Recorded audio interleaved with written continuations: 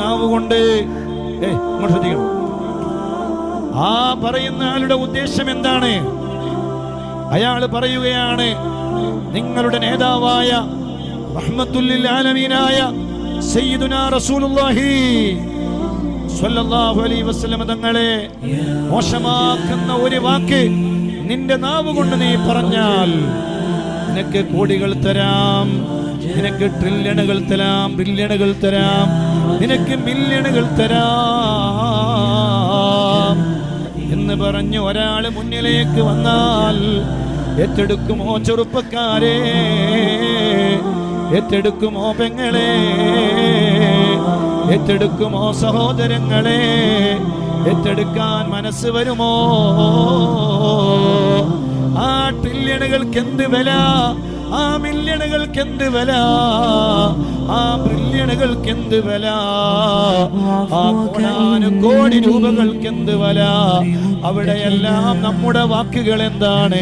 നമ്മുടെ വർത്തമാനം എന്താണ്? ട്രില്യണല്ല, ബ്രില്യണല്ല, കോടിയല്ല, കോടി രൂപ എന്റെ കയ്യിലേക്ക് വെച്ച് തരാമെന്ന് പറഞ്ഞാലും എന്റെ റസൂലുള്ളാഹ്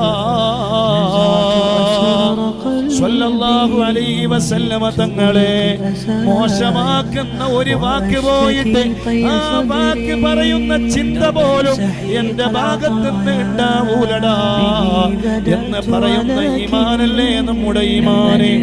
അത് എത്ര ചെറുപ്പക്കാരനായാലും, ഒരു പക്ഷേ ദീനും പള്ളിയുമായും, ഒരു പക്ഷേ ദീനിന്റെ നിയമ സംവിധാനങ്ങളുമായും ബന്ധമില്ലാത്തവരായിരുന്നാലും ഈമാനിന്റെ ചെറിയ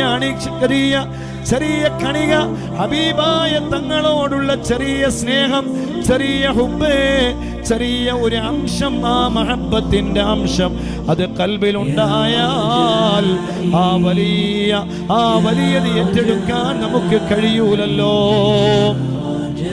അതാണ് മഹബ്ബത്ത് എന്ന് പറയുന്നത്.